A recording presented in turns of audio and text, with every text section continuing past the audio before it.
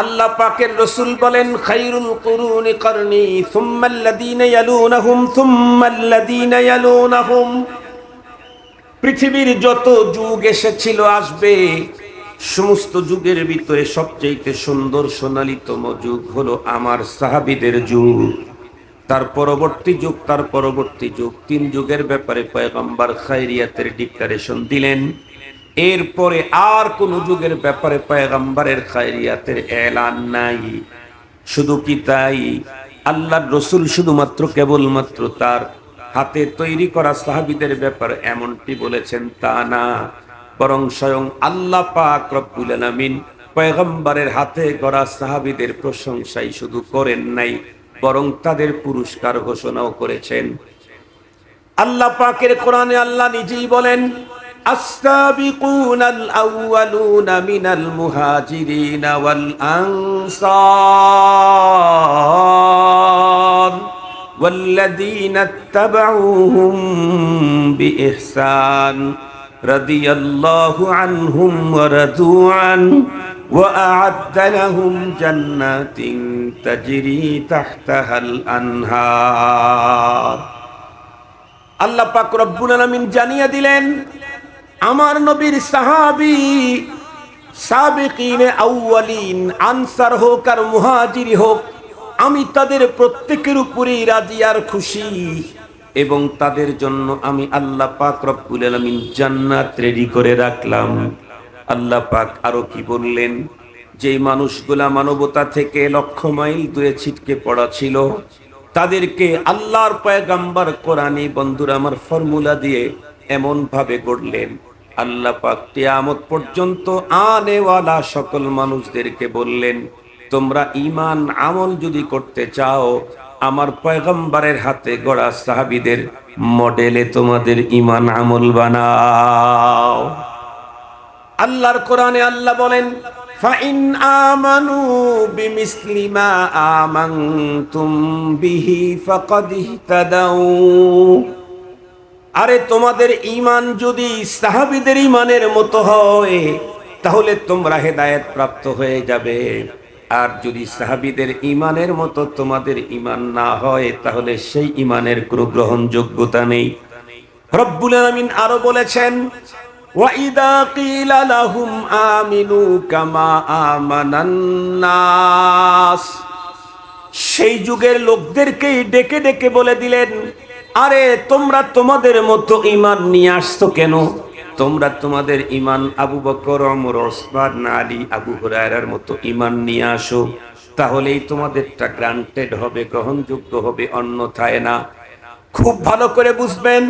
তাহলে কোরআনুল কারীম যেই ফর্মুলা দিয়েছে, সেই ফর্মুলার মাধ্যমে কোরআনের মহান প্রশিক্ষক, মানবতার মহান শিক্ষক মুহাম্মদুর রাসূলুল্লাহ সাল্লাল্লাহু আলাইহি ওয়াসাল্লাম এমন ভাবে তাদেরকে তৈরি করলেন, যেই মানুষগুলি নিজেরা গোমরা ছিল, এখন তামাম দুনিয়ার কিয়ামত পর্যন্ত মানুষের জন্য পথ প্রদর্শক হয়ে গেল। তাই তো বড় চমৎকার বলে দিয়েছেন একজন কবি, दुर्फेशानी ने तेरे कतरू को दरिया कर दिया, दिल को रोशन कर दिया, आंखों को बीना कर दिया, खुद न थे जो राह पर आलम के हादी बन गए, खुद न थे जो राह पर आलम के हादी बन गए, क्या नजर थी जिसने मुर्दू को मसीहा कर दिया। সঙ্গত কারণে নির্দ্বিধায় চোখ বন্ধ করে বলতে পারি, এই পৃথিবীকে শান্ত করতে চাইলে কোরআনে পাকের প্রেসক্রিপশন, পয়গম্বরী ফর্মুলা ছাড়া সম্ভব হবে না। কথা বলেন, কোরআনে প্রেসক্রিপশন, পয়গম্বরী ফর্মুলা, সিস্টেম ছাড়া কিয়ামত পর্যন্ত এই পৃথিবীকে অপরাধ মুক্ত করা সম্ভব হবে না। আল্লাহর ভয়, পরপারের বিশ্বাস এই পৃথিবীকে অপরাধ মুক্ত করতে সক্ষম। যতক্ষণ পর্যন্ত মানুষের অন্তরে পরপারের বিশ্বাস, আল্লাহর ভয় অন্তরে না ঢুকবে, অথবা পরপারের ভয়, আল্লাহ পাকের প্রতি পূর্ণ বিশ্বাস না ঢুকবে, ততক্ষণ পর্যন্ত পৃথিবী অপরাধ মুক্ত হতে পারে না। আমি আমার এই সাবজেক্টটাকে সুন্দর করে ঠান্ডা মাথায় ধীরে ধীরে বুঝাবার জন্য প্রথমে আপনাদেরকে একটা প্রশ্ন করি। আপনারা বলেন, দিন যত গড়তেছে পৃথিবী শান্ত হচ্ছে না অশান্ত হচ্ছে? অশান্ত। অশান্তি শুধু সারা পৃথিবীর রাষ্ট্রীয়ভাবেই অশান্তি, নাকি অশান্তির দাবানল রাষ্ট্র, সমাজ, ফ্যামিলি, এমনকি দাম্পত্য জীবনকেও টাচ করে ফেলেছে? অশান্তি এতটাই বেশি বিস্তার লাভ করেছে, শুধু রাষ্ট্রীয় অশান্তি না, শুধু সামাজিক অশান্তি না, শুধু ফ্যামিলিগত অশান্তি না, বরং এখন প্রতিটা মানুষের ঘরে ঘরেই প্রতিটি ব্যক্তিকে অশান্তি পেয়ে ফেলেছে। আর এই অশান্তির প্রবণতা বাড়ছে হলো অপরাধের প্রবণতা বাড়ার কারণে। অপরাধ যত বাড়তে থাকবে, শান্তি তত বিদায় নিবে, অশান্তি তত বেড়ে যাবে। সহজ কথা। আমরা যদি এখন তাকিয়ে দেখি, অপরাধ এতটাই সিরিয়াস, ভয়ঙ্কর মহামারী রূপ নিয়েছে। একটা সময় মানুষ শত্রুকেই শুধু ডরাইতো, ভয় পেত। এখন মানুষ দোস্তকেই বিশ্বাস করতে পারে না। শত্রু তো শত্রুই, দোস্তকেও এখন মানুষ বিশ্বাস করতে পারে না। আমি আমার নিজের ব্যক্তিগত কথা বলি, লম্বা টাইম আমার অবস্থান ছিল, কোনো মানুষ একটা কথা বললে আমি ভাবতাম এটা সত্য কথা, এটা বাস্তব কথা, এটা তার দিলের কথা। কিন্তু আমি আক্রান্ত হতে হতে হতে হতে এখন সত্য বাস্তব দিলের কথা বললেও আমার আর বিশ্বাস হয় না। জাযাউ মান ইয়াকযিব আল্লা ইউসাদ্দাক। যে সবসময় মিথ্যা বলে তার নগদ শাস্তি হলো সে সত্য বললেও মানুষ এটাকে বিশ্বাস করে না। আমি ধোঁকা খেতে খেতে এমন একটা অবস্থায় পৌঁছে গেছি যে এখন আমি কাউকে বিশ্বাস করতে পারি না। এটাই মাঝে মাঝে বলি যে ভাই, আগে তো আমি কাউকে অবিশ্বাস করতে পারি নাই। যে যেটা বলতো আমি মনে করতাম এটাই সত্য কথা, বাস্তব কথা, এটা ওর অন্তরের কথা। কিন্তু পরবর্তী সময় গিয়া দেখি যে না, তার কথার সাথে কাজের মিল নাই, যে সেই নাইটাও নাই। মিল যে নাই, সেই নাইটাও নাই। যার কারণে এখন আগে সিরিয়াস বিশ্বাসী ছিলাম, এখন মানুষের ব্যাপারে আমি সিরিয়াস অবিশ্বাসী।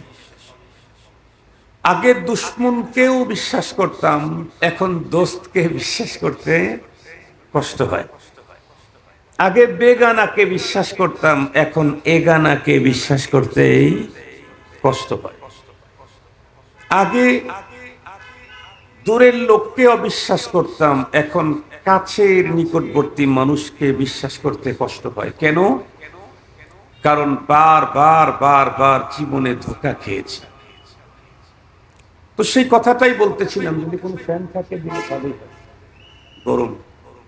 সে কথাই বলতেছিলাম যে এখন পৃথিবীর অবস্থা এতটা ভয়ঙ্কর আমাদের নিজেদের, যে এখন আপনজনকেও মানুষ ভয় পায়, শত্রুকে শুধু নয়, দোস্তকেই এখন ভয় পায়।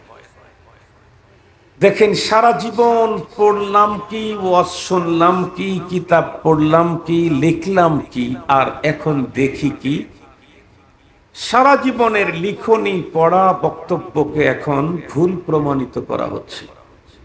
কেমনে?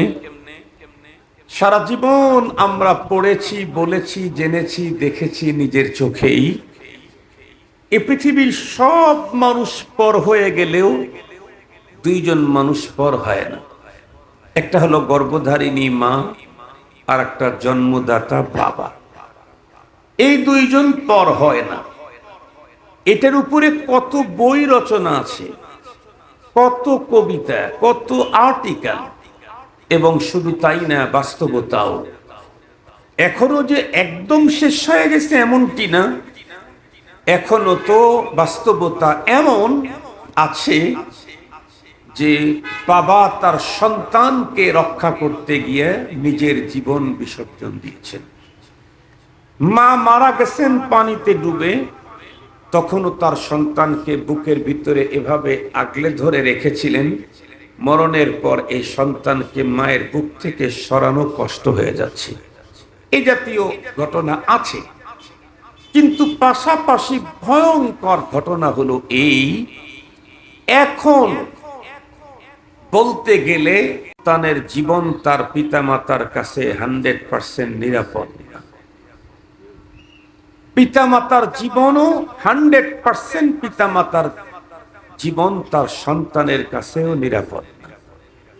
স্ত্রী স্বামীর কাছে নিরাপদ না, স্বামী স্ত্রীর ঘরে নিরাপদ না। আমাকে কিছুদিন পূর্বে এক জায়গায় গেলাম, সেখানে এক ভদ্রলোক আমাকে শোনালেন যে আল্লাহ তাআলা ওনাকে বেশ কিছু টাকা দিয়েছেন, কিন্তু তার স্ত্রীর যে আচরণ, এখন উনি রাত্রের বেলায় স্ত্রীর বেডে ঘুমাইতে ভয় পান, না জানি কখন স্ত্রী আমাকে ঘুমের ঘরে হত্যা করে ফেলে। আর এই জাতীয় ঘটনা বাংলাদেশে ঘটতেছে, ঘটবে না, ঘটতেছে, কন্টিনিউ না হলেও মাঝে মাঝেই ঘটতেছে। মুহতারাম হাজিরিন, ছেলের হাতে ছেলের জীবন বাবা মার কাছে নিরাপদ না। অপরাধ বাড়তে বাড়তে কোথায় গিয়ে ঢুকছে অপরাধ? আপনারা জানেন, উত্তরবঙ্গের কুড়িগ্রাম ডিস্ট্রিক্টে পিতা মাতা দুইজনে মিলে সাথে তার চাচিকে সাথে করে এক যুবতী কন্যাকে রাত্রি 3টা বাজে ঘুম থেকে জাগিয়ে শত্রুদের জমির ভিতরে, জায়গার ভিতরে নিয়ে নিজের বাবা মা চাচি তাকে নির্মমভাবে হত্যা করল। টার্গেট কি ছিল? 28 বিঘা। বিঘা চেনেন না তো আপনারা? তো কানি কোনি বলে, তাই না? কানি না? কয় শতকে এক কানি হয়? 20 শতকে এক কানি। আমাদের সিরাজগঞ্জে 33 শতকে এক বিঘা, কোন কোন জায়গায় 50 শতকে বিঘা, কোন কোন জায়গায় 60 শতকে বিঘা, এক এক জায়গায় এক এক রকমের। 28 বিঘা জায়গার লোভে জন্যে প্রতিপক্ষকে ঘায়েল করে এই সম্পদ অর্জন করবে, এজন্য গর্ভধারিণী মা তার মেয়েকে ঘুমের ঘর থেকে জাগিয়ে রাত্রি 3টা বাজে অতর্কিত ঘুম থেকে জাগিয়ে তাদের ভুট্টা ক্ষেতের জমির ভিতরে নিয়ে নির্মমভাবে হত্যা করে। পরবর্তীতে অবশ্য সেই হত্যাকারী বাবা মা এবং চাচি এটা ধরা খেয়ে গেছে। আপনারা জানেন, এই তো কয়েক মাস আগে সাভার একজন মেয়ে তার বাবাকে নির্মমভাবে হত্যা করল। হত্যা করার পরে তার বাবার মৃত দেহের উপরে এভাবে ছুরি ঢুকাচ্ছে আর ভিডিও করতেছে, এবং নেকেট নেকেট কথা, উপহাস, এর শব্দগুলি সে ধারণ করতেছে। কচকচ করে মৃত বাবার বডির ভিতরে সে ছুরি ঢুকিয়ে দিচ্ছে। প্রাথমিক পর্যায়ে মেয়ের দাবি ছিল, বাবা আমার সাথে খারাপ আচরণ করতে চাইতো বা করতো, এ কারণে আমি তাকে হত্যা করেছি। তখন সমস্ত মানুষ বলল যে এ বাবাকে হত্যা করে টুকরা টুকরা করাই দরকার। কিন্তু পুলিশ যখন এ মেয়েটিকে ধরে, যখন একটু তথ্য খোঁজার জন্য অগ্রসর হলো, তখন দেখা গেল ঘটনাটা একদম ব্যতিক্রম, 100% উল্টা। সেটি হলো ওর বাবা শুধুমাত্র এই মেয়েটিকে উচ্চশিক্ষিত করবার জন্য, ইস্টাবলিশড করবার জন্য গ্রাম থেকে শহরে এসে বাসা ভাড়া করে হাড় ভাঙ্গা পরিশ্রম করে মেয়েটাকে বড় করবার স্বপ্ন দেখছিল। ইতিমধ্যেই মেয়েটি তার কিছু বান্ধবী তৈরি করে ফেললো। বান্ধবী তো হয়েই থাকে, কেউ স্কুল কলেজ মাদ্রাসায় পড়লে ছেলেদের বন্ধু হয়, মেয়েদের বান্ধবী হয়, এটি স্বাভাবিক।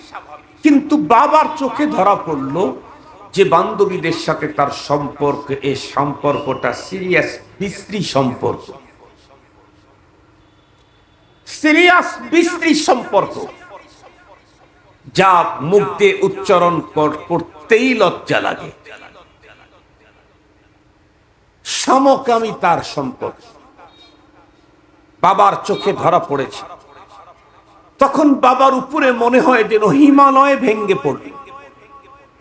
বাবা তাকে বারবার পথভ্রষ্টতা থেকে, বিপদগামী থেকে উদ্ধার রক্ষা করার জন্য বহুবার চেষ্টা করেছে।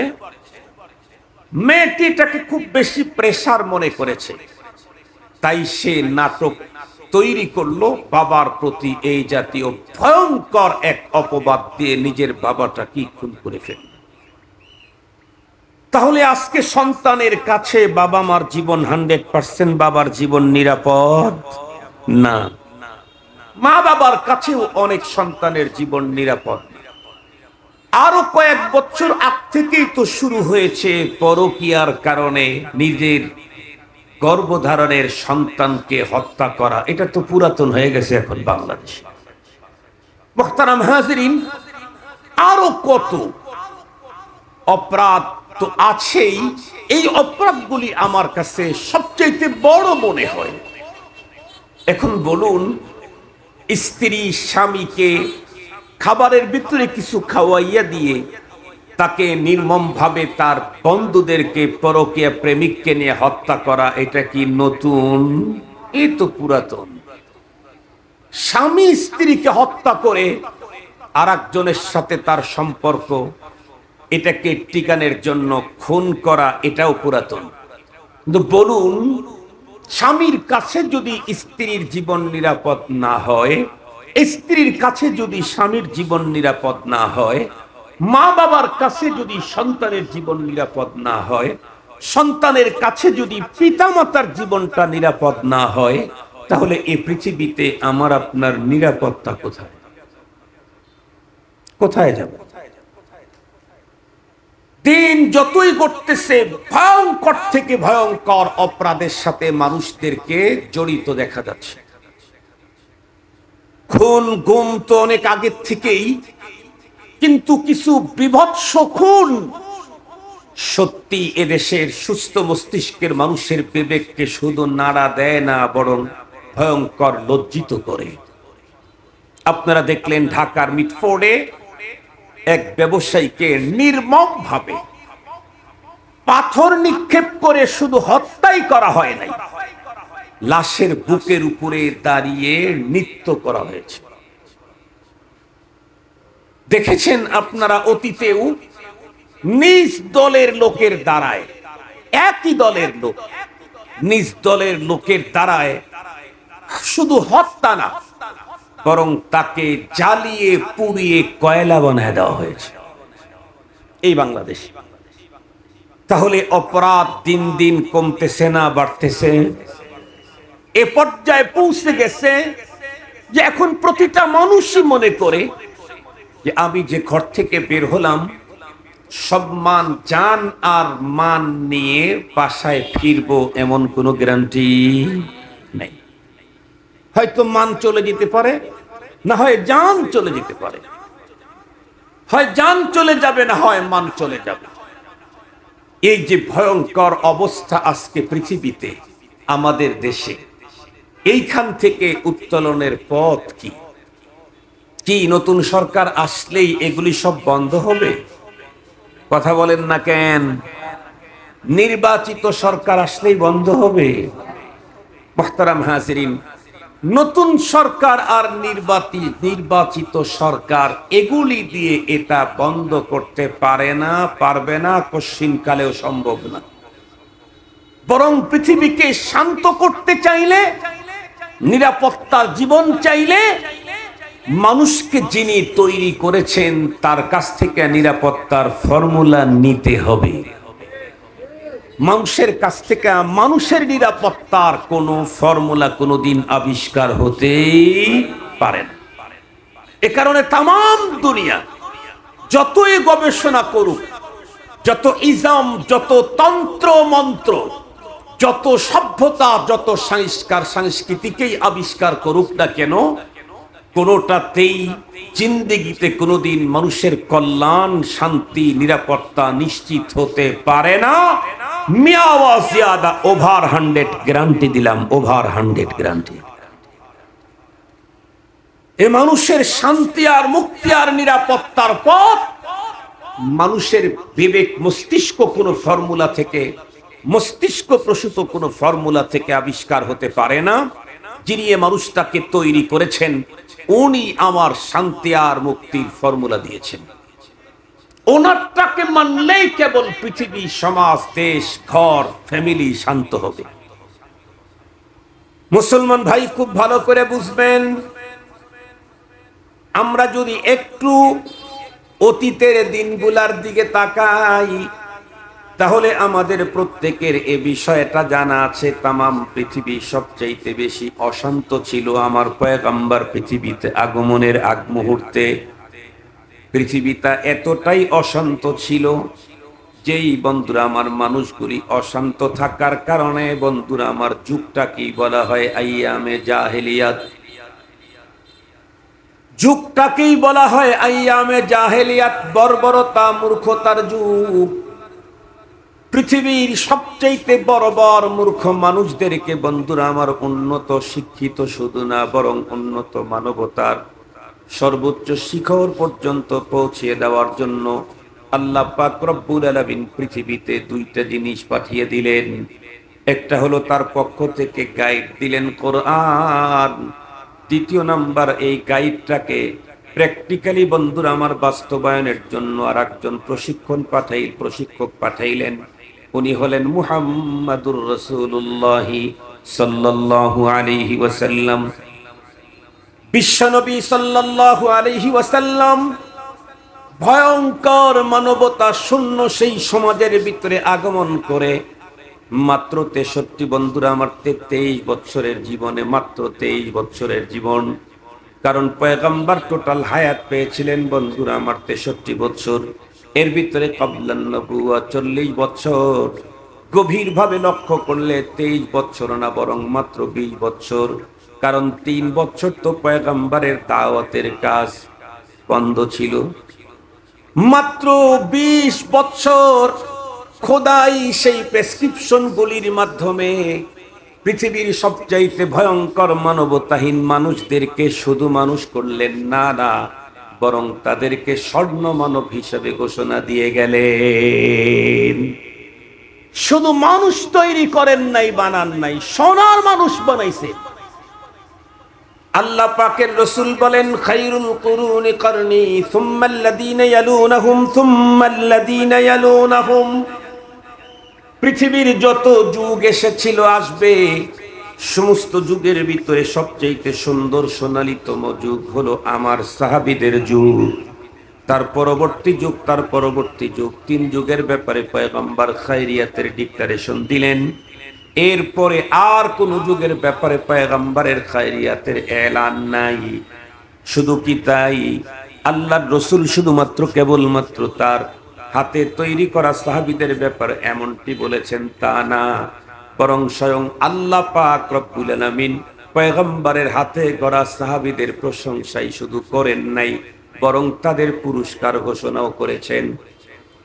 আল্লাহ পাকের কোরআনে আল্লাহ নিজেই বলেন আস-সাবিকুনাল আউয়ালুনা মিনাল মুহাজিরিনা ওয়াল আনসার ওয়াল্লাযীনা ইত্তাবাউহুম বিইহসান রাদিয়াল্লাহু আনহুম ওয়া রাদু আন وأعد لهم جنات تجري تحتها الأنهار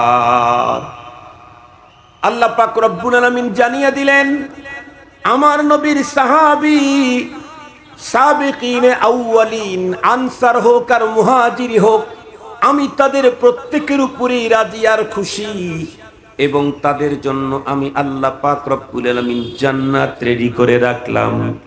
আল্লাহ পাক আরো কি বললেন, যে মানুষগুলা মানবতা থেকে লক্ষ মাইল দূরে ছিটকে পড়া ছিল তাদেরকে আল্লাহর পয়গম্বর কোরআনী বন্ধুরা আমার ফর্মুলা দিয়ে এমন ভাবে গড়লেন, আল্লাহ পাক কিয়ামত পর্যন্ত আনেওয়ালা সকল মানুষদেরকে বললেন তোমরা ঈমান আমল যদি করতে চাও আমার পয়গম্বরের হাতে গড়া সাহাবীদের মডেলে তোমাদের ঈমান আমল বানাও।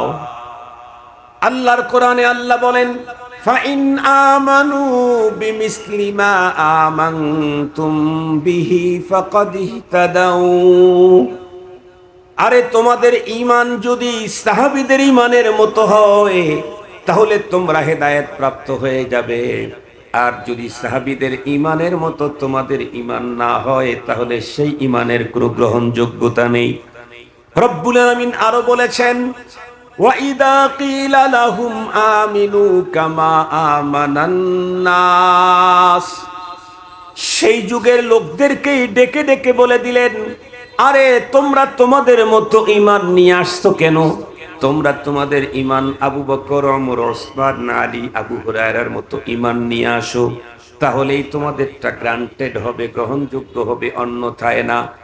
খুব ভালো করে বুঝবেন, তাহলে কোরআনুল কারীম যেই ফর্মুলা দিয়েছে সেই ফর্মুলার মাধ্যমে কোরআনের মহান প্রশিক্ষক মানবতার মহান শিক্ষক মুহাম্মদুর রাসূলুল্লাহ সাল্লাল্লাহু আলাইহি ওয়াসাল্লাম এমন ভাবে তাদেরকে তৈরি করলেন যে মানুষগুলি নিজেরা গোমরা ছিল, এখন তামাম দুনিয়ার কিয়ামত পর্যন্ত মানুষের জন্য পথ প্রদর্শক হয়ে গেল।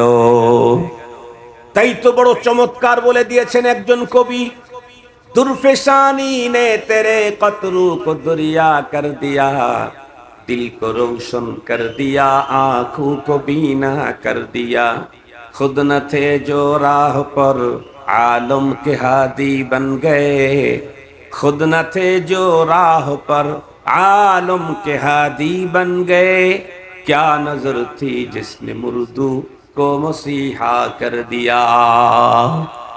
সঙ্গত কারণে নির্দ্বিধায় চোখ বন্ধ করে বলতে পারি এই পৃথিবীকে শান্ত করতে চাইলে কোরআনে পাকের প্রেসক্রিপশন পয়গম্বরী ফর্মুলা ছাড়া সম্ভব হবে না।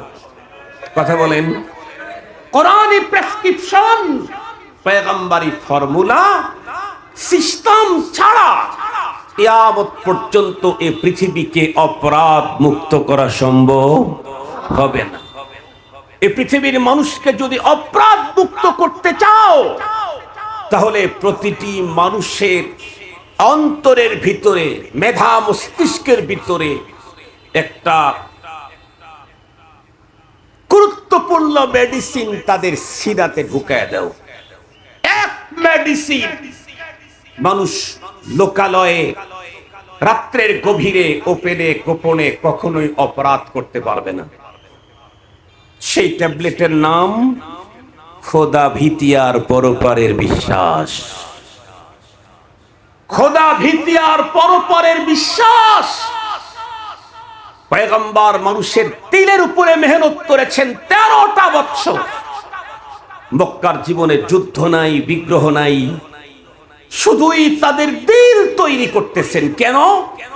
ওইটা যদি নিট এন্ড ক্লিন স্বচ্ছ ফ্রেশ হয় তাহলে ওর হাত সঠিক জায়গা যাবে, ওর চোখ সঠিক দিকে তাকাবে, ওর পা সহি রাস্তায় চলতে থাকবে, ওর কান সহি কথা শুনতে থাকবে, ওর জবান থেকে সহি এবং পবিত্র কথাই বের হবে।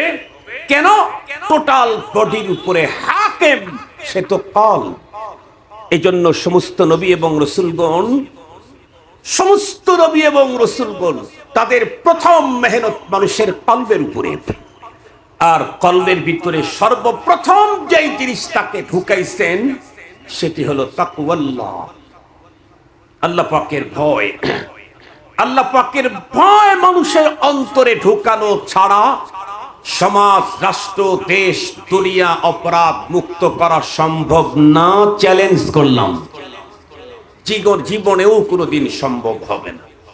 মুহতারাম হাজিরিন, দিলের ভিতরে যখন আল্লাহর ভয় ঢুকে পড়বে, পরপারে তার সামনে দাঁড়াবার ফিকির যখন মাথায় ঢুকবে, তখনই আর আমি আমার দ্বারাই অপরাধের কাজ সংগঠিত করতে সক্ষম হব না।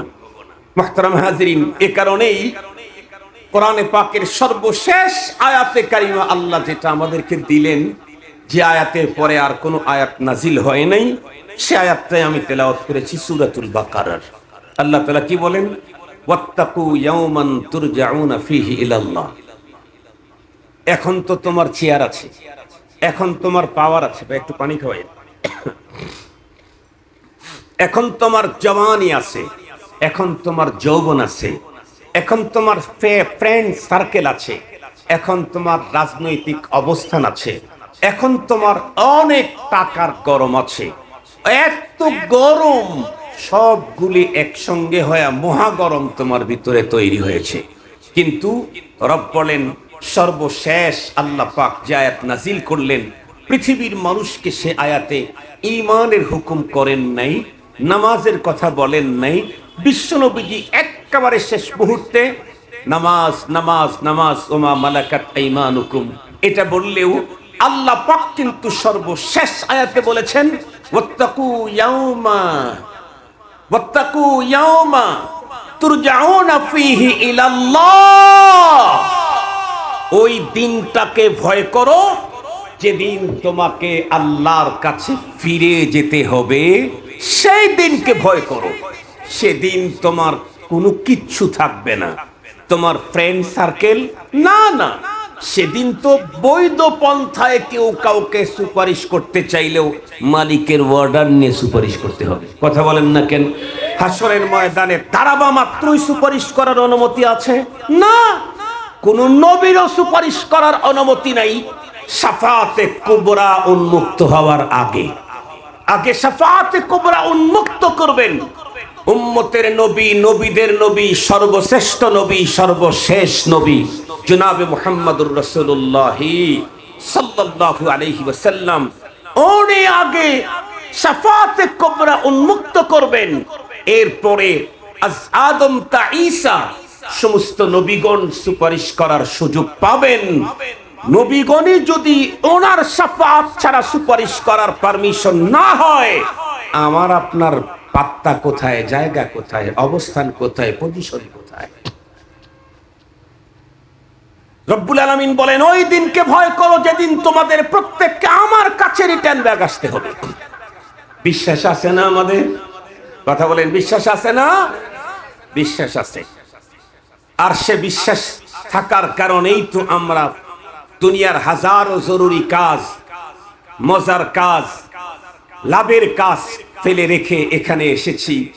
বৃষ্টি ভেজা পরিবেশ, নিচে কাদা, নরম মাটি, হয়তোবা একটু ঠান্ডা ঠান্ডা ভাব, আবার উপর থেকে জায়গায় জায়গায় দুই এক জায়গায় পানির ফোঁটা এতক্ষণ পড়তেছিল। এরপরেও আসছি কেন? কারণ ওই যে যেদিন রবের সামনে দাঁড়াতে হবে, সেদিন আমার ডানে বামে সামনে পিছনে কেউ থাকবে না। পৃথিবীর সবচাইতে বড় আপন যে মা নিজে না খেয়ে আমাকে খাওয়াইতে পারলে স্বাচ্ছন্দ্য বোধ করেন, যে বাবা ঈদের সময় নিজের জন্য নতুন কাপড় না কিনে আমাকে কাপড় দিতে পারলে ওনার অনেক আনন্দ বোধ করেন, সে বাবাও ওই দিন আমার থেকে ভেগে যাবে। কোরআন শরীফে আছে না, ইয়াউমা ইয়াফিরুল মারউ মিন আখিহি ওয়া উম্মিহি ওয়া আবিহি ওয়া সাহিবাতিহি ওয়া বানিহি লিকুল্লি ইমরিইম মিনহুম ইয়াউমা ইদিন শাআনুন ইউগনি। বাপ ভাই, মা বহিন, ফরজন্দ জন और यारगार, आशिक माशूक नौकर बंदे खिदमत गुजार, काम आने का नहीं हर एक जुदा हो जाएगा, बल्कि एक एक उज़्ब दुश्मन जाका हो जाएगा। रोज़े महशर हर नेहा पैदा शवाद, হামজে খোদার মুজরিমা রুসুয়া সওয়াদ দস্ত পা বিদিহাদ গওয়াহি আজবায়া বরফসাদে উবা পেশে মুস্তা লব্ব গুয়দ মনচুনি বুসিদাম দস্তে গুয়দ মনচুনি দজদিদাম চশমে গুয়দ দিদাম সুয়ে হারাম গোশে গুয়দ চিদাম সমরুল কালাম। নিজের অঙ্গ প্রত্যঙ্গ পর্যন্ত যেদিন বন্ধুরা আমার বিপক্ষে অবস্থান নিয়ে নিবে, আল্লাহ বলেন সেই দিনের ভয় অন্তরের ভিতরে ঢুকাও। কোন মানুষের অন্তরে যদি খোদাভীতি পরপারের ভয় ঢুকে পড়ে, এই লোকটা বন্ধুরা আমার কোনোভাবেই ওপেনে গোপনে মানুষের সামনে একে একই দিবালোকে বন্ধুরা আমার দিন দুপুরে রাত্রের গভীরে কখনোই কোনো গুনাহ অপরাধ তার দ্বারাই সংগঠিত হতে পারে না। এ কারণেই ভালো করে মনে রাখবেন, আমরা যদি চাই আগামী প্রজন্মকে অপরাধ মুক্ত করব, তাহলে আমাদের প্রত্যেকের জন্য সর্বপ্রথম দরকার হলো ছোট্টবেলা থেকে আমার সন্তানের অন্তরের ভিতরে খোদাভীতির এই মেডিসিনটা ঢুকিয়ে দেওয়া। একদম ছোটবেলা থেকেই তার অন্তরের ভিতরে আল্লাহর প্রতি আস্থা বিশ্বাস পরপারের ভয় ঢুকায় দিতে হবে।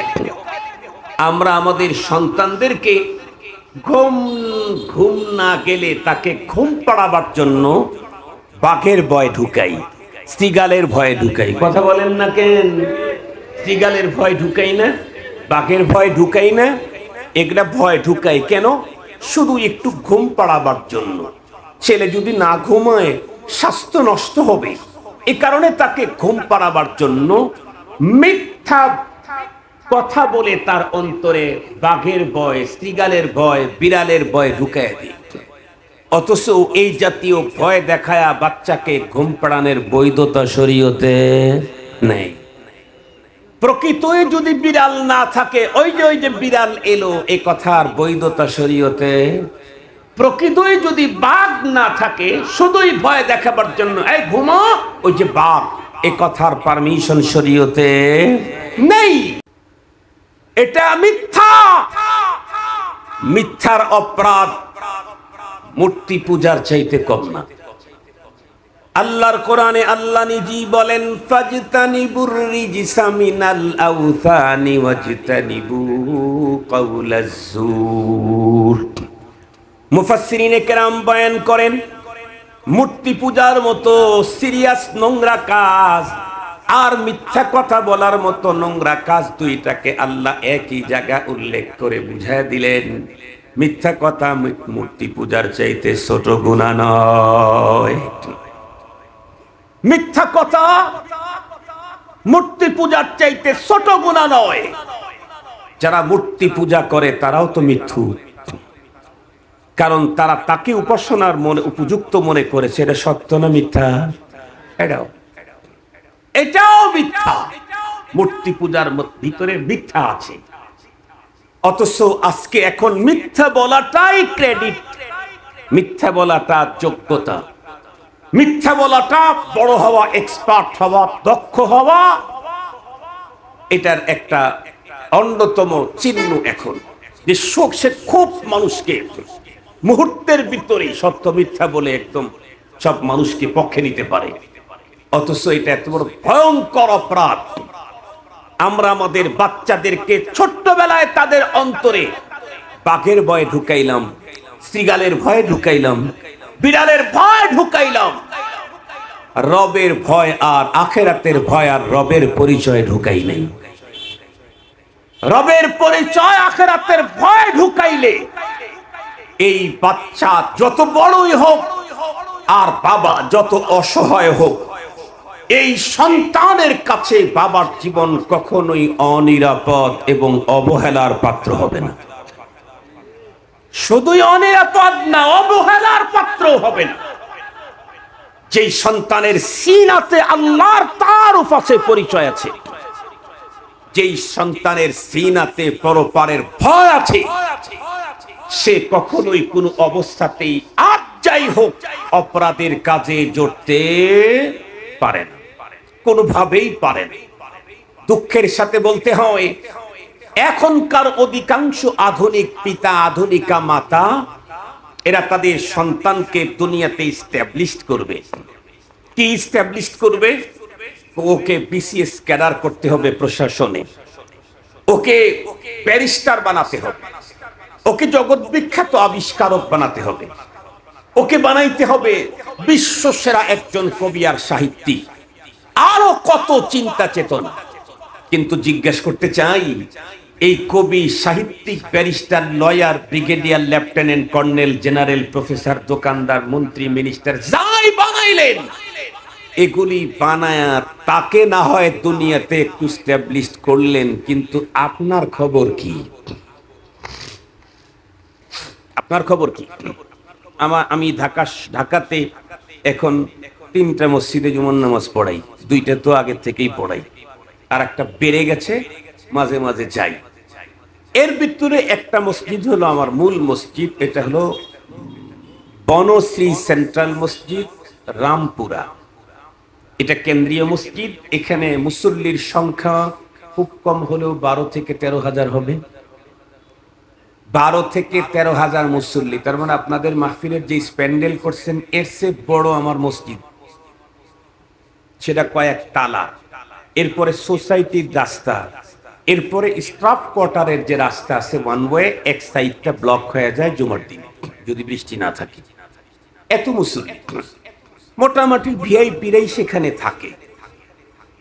তো একজন মুসল্লি, তার একটা মাত্র ছেলে, এটারে সে হাফেজ বানাবে, আলেম বানাবে, কিন্তু অধিক আদর, স্নেহ, মায়া, ভালোবাসা দেওয়ার কারণে ছেলেটা একটু তো আর সব মাদ্রাসার হুজুররা মেনে নিবে না।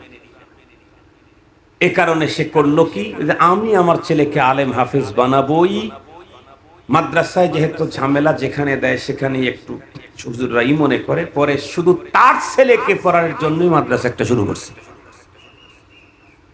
অথচ ওই আল্লাহর বান্দার এখনো নিজস্ব বাড়ি হয়নি, ও নিজেও ভাড়া বাসায় থাকে, আর একটা বাসা ভাড়া নিয়ে শুধু তার ছেলেটাকে আলেম বানাবে।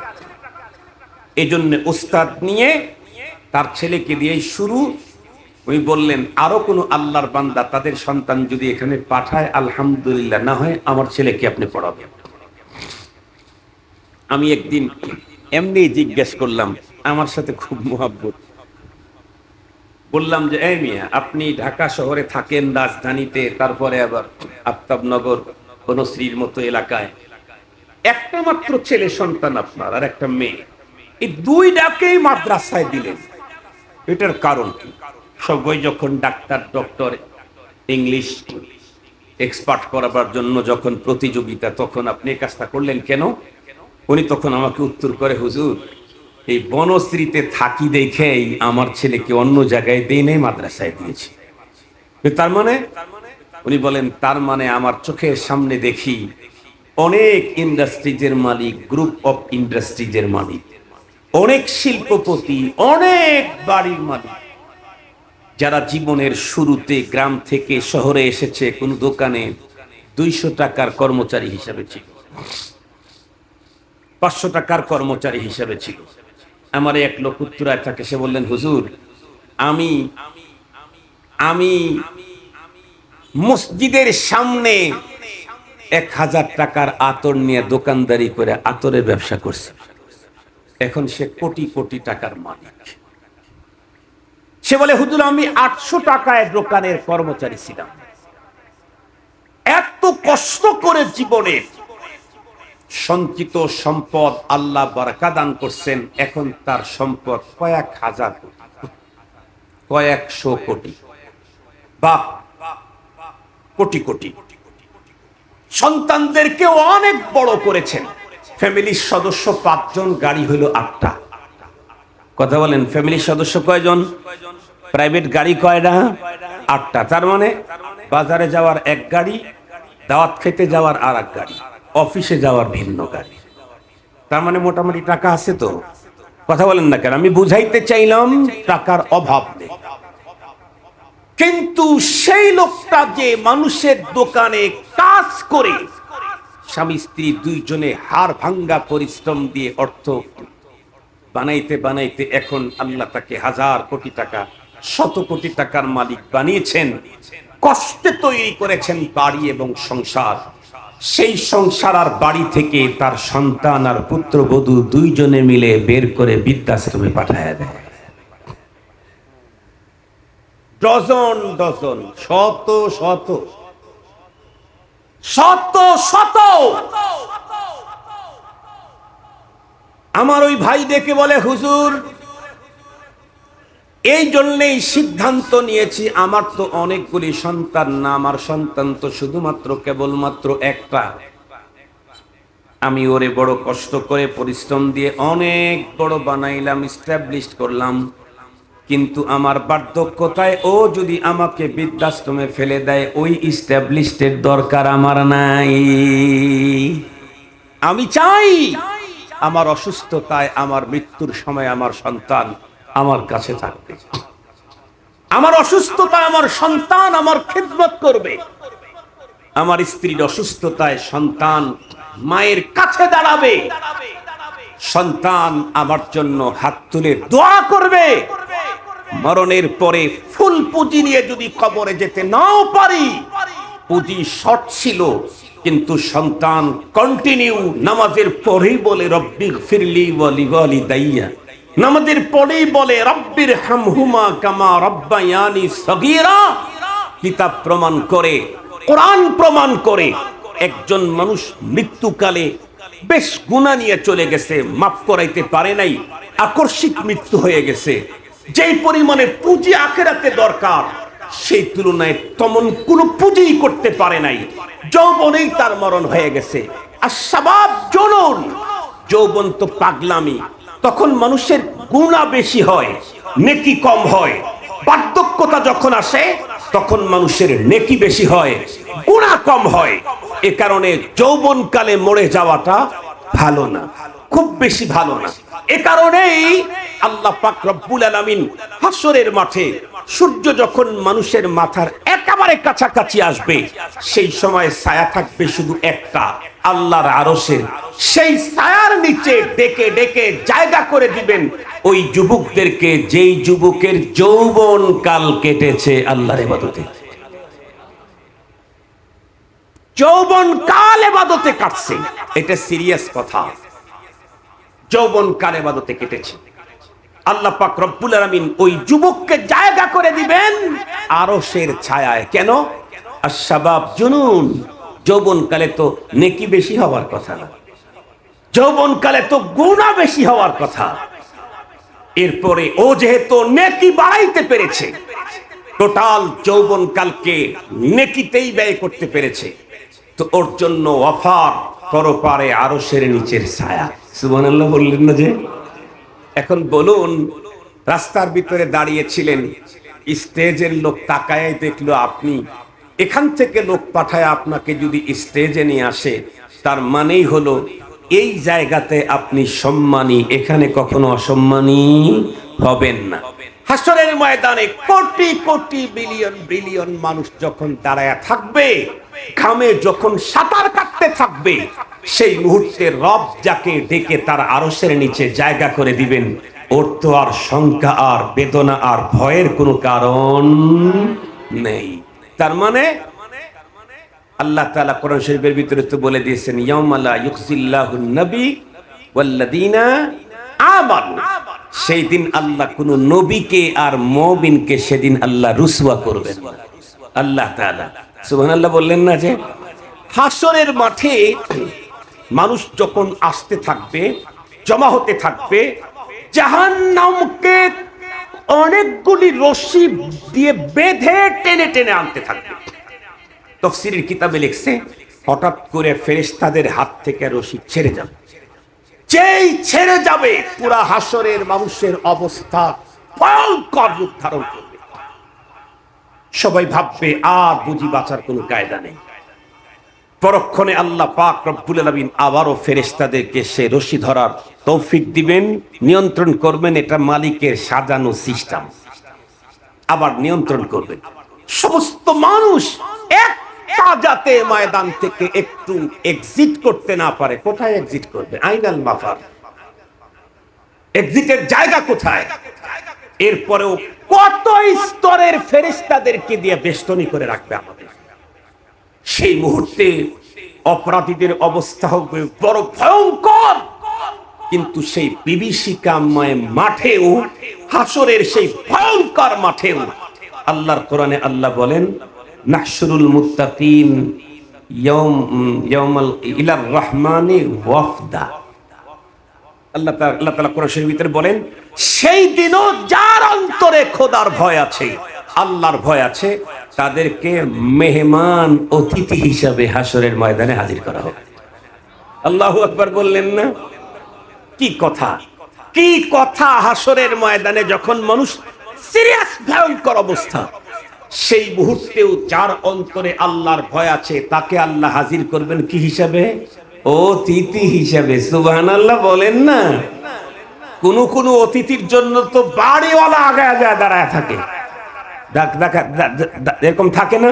মাদ্রাসার বড় হুজুরও আগায় যায়। অতিথি যদি ওই মানের হয়, না হয় হুজুরদেরকে সামনে দাঁড় করায় রাখে, না হয় ছাত্রদেরকে তো রাখবেই। ঠিক বললাম? আল্লাহ তাআলা হাসরের ময়দানে যাদের অন্তরে আল্লাহর ভয় আছে তাদেরকে ভাবে হাজির করবেন। কিন্তু দুঃখের বিষয় হলো, আমরা আমাদের সন্তানদেরকে ইংরেজিতে এক্সপার্ট, দুনিয়াতে ইস্টাবলিশড করা, অনেক বড় যোগ্য করা, দক্ষ করা, অনেক বড় চেয়ার আর পাওয়ারের মালিক বানানোর ফিকির থাকলেও আমার সন্তানের সিনায় আল্লাহর ভয়, আল্লাহর পরিচয়, পরপারের ভয়, এটাকে লোড দেওয়ার ফিকির আমাদের অন্তরে নাই। এটার ফিকির যদি না আসে, আমি আল্লাহর নামের শপথ করে বললে কাফারা দিতে হবে না। যত জ্ঞান বিজ্ঞান, যত পদ্ধতি পৃথিবীতে আবিষ্কার করেন না কেন, পৃথিবীকে অপরাধ মুক্ত করতে পারবেন না। আপনার সন্তানের কাছে আপনার জীবন নিরাপদ হবে না, হবে না, হবে না। প্রত্যেকটা সন্তানকে ছোটবেলায়, একদম ছোট থাকতেই তার অন্তরে মারেফাতে ইলাহি, আল্লাহর পরিচয়ে তাকে দিয়ে দেন। আর পরপরের ভয় তার অন্তরের ভিতরে আপনি সেটিং করেন। ও সন্তানের আপনার জীবন যেমন ওই সন্তানের কাছে নিরাপদ, আপনার বাড়ির ঘরের কাজের বুয়ার ইজ্জত ওর কাছে নিরাপদ। কাজের বুয়ার জীবন ওর কাছে নিরাপদ, ওর জান ওর কাছে নিরাপদ, ওর মাল ওর কাছে নিরাপদ, ওর ইজ্জত ওর কাছে নিরাপদ। তা যদি না দেন, তাহলে শিশুর অধিকার নিয়ে সারা দুনিয়ায় কাজ করলেও তার বাসাতেই গৃহকর্মী শিশু নির্যাতনের শিকার হয়। এটা বাংলাদেশে অহরহ আছে। সে কিন্তু শিশুকে নিয়ে কাজ করে, শিশুদেরকে নিয়ে কাজ করে, দুনিয়ায় কোটি কোটি টাকা শিশুদের নামে নিয়ে আসে, অথচ তার বাসাতে শিশু গৃহকর্মী নির্যাতনের শিকার হয়। কেন? সব আছে আল্লাহর ভয়, আল্লাহর প্রতি বিশ্বাস, আখিরাতের ভয়, অথবা আল্লাহর ভয় আখিরাতের প্রতি বিশ্বাস ওর ভিতরে নাই। এই কারণেই আল্লাহ পাক রব্বুল আলামিন কোরআনুল হাকিমের সর্বশেষ আয়াতে কারিমাতে ওই মেডিসিনটাই আমাদেরকে দিয়েছেন, ওই অর্ডারটাই করেছেন, যেই এক অর্ডার মানলেই 30 পারা কোরআন মানা তার জন্য ইজি। আর এই একটা যদি না ঢোকে, তাহলে পুরা 30 পারা ঢুকান কেন, 2টা ঢুকানো, 2টা খাওয়ানোই সম্ভব। কোন মানুষের অন্তরে যখন আল্লাহ পাকের ভয় ঢুকবে, পরপারে আল্লাহর সামনে দাঁড়াইতে হবে, এটার ইয়াকিন যখন ঢুকে যাবে, ও আর চলতে, বলতে, করতে, চাইতে, ধরতে, শুনতে সবসময় অ্যালার্ট থাকবে। আমি যা বলছি তাতে মালিকের কাছে তো জবাবদিহি করতে হবে না, আবার আমি যা করছি তাতে মালিকের কাছে তো আমি আসামি হয়ে যাচ্ছি না, আমি যেদিকে চলছি তাতে মালিক তো আবার আমার উপরে বেজার হয়ে যাচ্ছে না, আমি যেদিকে তাকিয়ে আছি তাতে মালিকের পারমিশন লঙ্ঘন হচ্ছে না তো। এই সবগুলো ফিকির তখন তার অন্তরে ঢুকবে যার অন্তরে আছে আল্লাহর ভয়। এই জন্য মুসলমান ভাই, যত দূর পর্যন্ত মাইকের আওয়াজ যায়, আল্লাহ পাক রব্বুল আলামিনের কোরআনে হাকিমে আমাদেরকে সর্বশেষ যে আয়াতে কারিমা নাজিল করে যে অর্ডারটুকু আমাদেরকে দিয়েছেন, সেটা আজকে স্মরণ করায়া দিলাম। সেটি হলো ওয়াত্তাকু ইয়াওমান তুরজাউনা ফীহি ইলাল্লাহ। তোমরা ওই দিনকে ভয় করো যেদিন তোমাদের প্রত্যেককে আল্লাহর কাছে ফিরে যেতে হবে। তারপরে কি হবে? সুম্মা তুওয়াফা কুল্লু নাফসিম মা কাসাবাত ওয়া হুম লা ইউযলামুন। এরপরে তুমি তোমার জীবনে যা তুমি ইনকাম করেছো, ভালো করেছো অথবা মন্দ করেছো, এর বাইরে তো আর আমার আপনার করার কিছু নাই। যা বলেছি হয়তো ভালো না হয় মন্দ, যা দেখেছি হয়তো ভালো না হয় মন্দ, যা শুনেছি হয়তো ভালো না হয় মন্দ, যা করেছি হয়তো ভালো না হয় মন্দ, এর বাইরে তো কিছু নাই। রব্বুল আলামিন বলেন, সেই দিন আমার কাছে গেলে তোমার কৃতকর্মের ফুল পেইড তোমাকে দিয়ে দেওয়া হবে। ফুল পেইড, তোমার টোটাল পাওনা তোমাকে দিয়ে দেওয়া হবে। প্রশ্ন আসতে পারে, হুজুর তাহলে দুনিয়াতে যে মানুষ আকাম কুকাম করলে যে শাস্তি পায়, কারো চুল কেটে দেয়, কারো নাক ছেঁচড় দেয়, কাউকে জুতার মালা দেয়, কাউকে থুতু দেয়, কারো জামা কাপড় ছিঁড়ে উলঙ্গ করে ফেলে, এই যে অপরাধের পানিশমেন্ট দুনিয়াতে পাইলো, তাতে কি এটা ফাইনাল হলো না? না, এগুলা ফাইনাল না। দুনিয়াতে যত নেক কাজ করতেছি, নেকির কারণে যতই মর্যাদা পাই, যতই ফুলের মালা পাই, যতই ফুলের তোড়া পাই, যতই ভালো অবস্থায় থাকি, এটা আমার নেক কাজের পুরাপুরি পাওনা না। বদ কাজ করার কারণে আমি যতই জুতার মালা আমার গলায় পরানো হোক, এটাও আমার ওই অপরাধের ফাইনাল পাওনা না। এটা হলো সিম্পল। কে বলেছে? আল্লাহ বলেন, ওয়ালানুযীকান্নাহুম মিনাল আযাবিল আদনা দুনাল আযাবিল আকবারি লাআল্লাহুম ইয়ারজিউন। আল্লাহ পাক বলেন, ওই পরপরের ফাইনাল পাওনার আগে দুনিয়াতে অপরাধীদেরকে আমি যে শাস্তিটা দেই সেটা হলো আযাবে আদনা, সিম্পল আযাব। কেন? যাতে করে এই আযাবে গ্রেফতার হয়ে পরপরের ভয়ঙ্কর আযাবের কথা স্মরণ করে অপরাধ মুক্ত জীবন গড়ে। তাহলে ফুল পাওনা কবে? কোরআনে হাকিম আল্লাহ তাআলা বলেন, কুল্লু নাফসিন দাইকাতুল মাউত ওয়া ইন্নাকুম তুওয়াফাউনা উজুরাকুম ইয়াউমাল কিয়ামাহ। রব্বুল আলামিন বলেন, প্রতিটি প্রাণীকে মৃত্যুর স্বাদ গ্রহণ করতে হবে, আর তোমরা তোমাদের প্রত্যেকের ভালো করো আর মন্দ করো, প্রত্যেকটার ফাইনাল পাওনা তোমরা পেয়ে যাবে কিয়ামতের দিন। সেই দিন যদি তোমার কন্ডিশন এমন হয় যে ভালোটাও পেয়েছো মন্দটাও পেয়েছো, পাওয়ার পরে এখন অবস্থান হলো এই, ফামান যুহজিহা আনিন নারি ওয়া উদখিলাল জান্নাতা ফাকাদ ফাজ। এখন যদি তুমি তোমার কৃতকর্মের পাওনা পাওয়ার পরে তোমার কন্ডিশন এমন হয় জাহান্নাম থেকে মুক্তি পেয়ে তুমি জান্নাতের ভিতরে ঢুকে গেলে, আল্লাহ বলেন তাহলে তুমি একজন সার্থক মানুষ। আল্লাহু আকবার বললেন না যে? এখন কথা হলো, আমার যে সেই দিন আমি জাহান্নাম থেকে মুক্তি পেতে চাইলে আমাকে অপরাধ মুক্ত জীবন গড়তে হবে। কথা বলেন না কেন? পরপারে জাহান্নাম থেকে মুক্তি পেতে চাইলে অপরাধ মুক্ত জীবন গড়তে হবে। জান্নাতের দুখুল পেতে চাইলে ঈমান আর আমল দিয়ে আমার জীবনটাকে সাজাতে হবে। ঈমান আর আমল দিয়ে আমার জীবনটাকে সাজাতে হবে। প্রথমে তো আগে মুক্তি পাওয়া, দাফে মাযাররাত মুকদ্দম আলা জালবিল মুনফাত, আগে জাহান্নাম থেকে মুক্তির বিষয়টা নিশ্চিত করতে হবে, এরপরে জান্নাতে ঢোকা। মুহতারাম হাজিরিন, তো আমি অপরাধ মুক্ত জীবন গড়তে চাইলে আমার ভিতরে জানি কোন মেডিসিন লাগবে? আল্লাহর ভয়, পরপারের বিশ্বাস। কথা বলেন না কেন? আল্লাহর ভয়, পরপারের বিশ্বাস, এই একমাত্র বস্তু যেটা আমাকে অপরাধ মুক্ত জীবন গড়তে সাহায্য করবে। অপরাধ মুক্ত জীবন গড়তে আমাকে গড়ার তৌফিক দান করবে যে জিনিসের মাধ্যমে, সেটা হলো আল্লাহর ভয়, পরপারের প্রতি বিশ্বাস। এ কারণেই রব্বে কারীম কোরআন নাজিল করতে সর্বশেষ বর্ডার, নামাজ পড়ো দেন নাই, হজ করো দেন নাই, যাকাত দেও দেন নাই, জিহাদ করো দেন নাই, ঈমান আনো বলেন নাই, বলছেন যে ভয় করো ওই দিনকে। কেন? তোমার অন্তরে আমার ভয় থাকলেই কোরআনে বর্ণিত সকল মানহিয়াতকে তুমি বিরত থাকতে পারবে।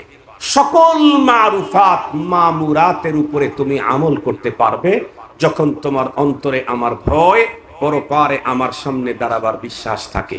আমি আমার আলোচনাকে আর দীর্ঘায়িত করতে চাই না, অনেক বেশি গরম, ভিতরের সব ইটি ঘেমে ভিজে অবস্থা একদম, খুব দ্রুত এগুলা খুলতে হবে, নাইলে আবার কণ্ঠে সমস্যা হয়ে যাবে। এই জন্য আমি লম্বা আলোচনা করতে চাচ্ছি না। সর্বশেষ কথা আমার একটাই, অপরাধ মুক্ত দেশ চাই, সমাজ চাই। তাহলে আল্লাহর ভয়ে সন্তানদেরকে MA পাস করার পরে দিলে ভালো হবে, BCS ক্যাডার হওয়ার পরে দিলে ভালো হবে। তখন তো ঢুকতেই যাবে না, কথা বলেন না কেন? তখন তো ঢুকতেই যাবে না, তখন তো তাদের দিল শক্ত হয়ে যাবে, তখন তো তাদের অন্তর শক্ত হয়ে যাবে। পৃথিবীর নানা পরিবেশ দেখে তাদের অন্তরে আর হেদায়েত ঢুকতে যাবে না। কখন দিতে হবে? সন্তানের সিনা যখন কোমল থাকে, তাদের কলব যখন নরম থাকে। মুহতারাম হাজিরিন, সন্তানদের সিনা কলব একেবারে সফট আর নরম কাদার মতো, যেমন খুশি তেমনি করা যায় কাদা। শক্ত আঠালে মাটি দিয়ে কখনো কোনো কাজ করা যায় না, কাদা মাটি দিয়ে সব করা যায়। বাচ্চা যখন ছোট থাকে তার অন্তরে আল্লাহর ভয়, পরপারের প্রতি বিশ্বাস, ইসলামী তাহজিব তামাদ্দুন, এমন কি বাবা আর মা তার সন্তানকে শিখিয়ে দেবে তোমার সমবয়স্কদের সাথে কোন শব্দে কথা বলতে হয়, তোমার বয়সের বড়র সাথে কোন শব্দ ব্যবহার করতে হয়, তোমার বয়সের ছোটর সাথে কোন শব্দ ব্যবহার করতে হয়। এটা আপনার জিম্মায় আল্লাহ ওয়াজিব করেছেন। এটা সন্তান আপনার কাছে তার ওয়াজিব পাওনা। আপনার সন্তানকে BCS ক্যাডার করায় দেওয়া ওয়াজিব না, সুন্নত না, মুস্তাহাব না, বেশি থেকে বেশি জাওয়াজের ভিতরে পড়বে। কিন্তু সন্তানকে বড়দের সামনে কেমনে কথা বলতে হয়, সমবয়স্কদের সাথে কেমনে কথা বলতে হয়, ছোটদের সাথে কেমনে কথা বলতে হয়, কেমনে পথ চলতে হয়, এই সব বিষয়ে শিক্ষা দেওয়া পিতা মাতার উপরে সন্তানের হক। সন্তান এটা পাও না আমার আপনার কাছে। আমি যদি বঞ্চিত করি তাহলে আমার সন্তান আমার বার্ধক্যতায় আমার পাওনা থেকে আমাকে বঞ্চিত করবে। আমার বার্ধক্যতায় আমার সন্তানের কাছে কি পাওনা ছিল? ওয়াকুল ওয়াকফিজ লাহুমা জানাহাদ দুল্লি মিনার রাহমা, ওয়াকফিজ লাহুমা জানাহাদ দুল্লি মিনার রাহমা। এটা পিতামাতা বার্ধক্যতায় গেলে সন্তানের কাছে এটা বাবার হক। ওয়াকুর রব্বির হামহুমা কামা রব্বায়ানি সগীরা। কিন্তু আমি সন্তানের হক নষ্ট করলে সন্তান আমার হক আমার বার্ধক্যতায় দেবে, আদায় করবে। কামা তাদিনু তুদানু, আমি যেমন করেছি আমার সন্তান আমার সাথে তেমন করবে। তাই আসুন আমরা আজকে এখান থেকে শপথ গ্রহণ করি, আল্লাহ আমার ঘরে তুমি যত সন্তান দিবে, ছেলে হোক আর মেয়ে হোক, আমি সর্বপ্রথম দুনিয়া চিনাবার আগে তুমি আমাকে সৃষ্টি করেছো, এই নেয়ামত তুমি আমাকে দান করেছো, আমি তার অন্তরে সর্বপ্রথম তোমার পরিচয়টাই দেব। তোমার ভালোবাসা, তোমার ভয় তার অন্তরে আমি প্রথম লোড দেব। এরপরে দুনিয়ার লোড পড়ে নিবে। আগে তার অন্তরে আল্লাহ ভীতি, পরপারের প্রতি বিশ্বাসের এ মহান মেডিসিন দুনিয়াকে অপরাধ মুক্ত করবার আমরা প্রত্যেকে 100 মিয়া মিয়া, ছেলে হোক মেয়ে হোক নাতি হোক নাতনি হোক, সবাইকে আমরা এই মহান নেয়ামত তাদের সিনাতে ভরে দেওয়ার জন্য আমরা আমাদের জায়গা থেকে চেষ্টা করব। আস্তাইয়ু মিন্না ওয়াত তাওফীকু মিনাল্লাহি আযজা ওয়া জাল্লা। আমাদের কাজ আমরা করব, আল্লাহ পাক তৌফিক আমাদেরকে দান করবেন। আল্লাহ পাকের ওয়াদা আছে, ওয়াল্লাযীনা জাহাদু ফিনা লানাহদিয়ান্নাহুম সুবুলানা ওয়া ইন্নাল্লাহা লামাআল মুহসিনিন। কেউ যদি আমাকে পাওয়ার জন্য, আমার রাস্তায় চলার জন্য নিয়ম মেনে মুজাহাদা করে, আল্লাহ বলেন লানাহদিয়ান্নাহুম, আমি তাকে গন্তব্যে পৌঁছায় দেই। হেদায়েতের নিসবত আল্লাহর দিকে হইলে ঈসা দিলাল মতলুব মানা না, রাস্তা দেখানো না, রাস্তা দেখানো অন্যদের দিকে নিসবত হইলে, অন্যদের দিকে নিসবত হইলে রাস্তা দেখায় দেওয়া, আল্লাহর দিকে নিসবত হইলে গন্তব্যে পৌঁছিয়ে দেওয়া। লানাহদিয়ান্নাহুম সুবুলানা, তুমি চেষ্টা করো, গন্তব্যে তোমারে পৌঁছায় দেব আমি। আল্লাহ তাআলা আমাদের সকলকে আলোচিত কথা বুঝবার, এর উপরে আমল করবার তৌফিক দান করুক। একটু আরো জোরে বলবেন কি আমিন। আমি আপনাদের কাছে দোয়া চাই, খুব বেশি দোয়া চাই, আল্লাহ যেন আমাকে আকাবির ও আসলাবদের তরিকায় দিনের খেদমতে লাগায় রাখেন। আধুনিক কোনো সিস্টেম, নতুন আবিষ্কৃত কোনো পদ্ধতিতে আমি চলতে চাই না। আমি আমাদের বাপ দাদা আবু আজদাদ যারা চলে গেছেন, বাপ দাদা মানে জন্মগত বাপ দাদা না, জন্মগত বাপ দাদা না, জন্মদাতা না, দিনের লাইনের যারা আমাদের আবু আজদাদ আছে, আল্লাহ যেন তাদের পথে আমাকে চালান, তাদের মতো করে আমাদের মেহনতটা, টুটাফাটা মেহনতটা যেন কবুল করেন। যাই মেহনত করি এর ভিতরে যেন আল্লাহ তাআলা ইখলাস দান করেন। আমিন বলেন, আমিন বলেন। উনি না দিলে কিছু হবে না, কিচ্ছু হবে না। উনি না দিলে কিচ্ছু হবে না। আল্লাহ তাআলা আমাদেরকে তৌফিক দান করুক। দোয়া চাই আপনাদের কাছে, দোয়াতে আমাকে স্মরণ করবেন, আমি আপনাদের জন্য দোয়া করব। আল্লাহ আপনাদের হর তরফে আল্লাহ তাআলা খায়রের তারাক্কি দান করুন। আসসালামু আলাইকুম ওয়া রাহমাতুল্লাহি ওয়া বারাকাতুহু।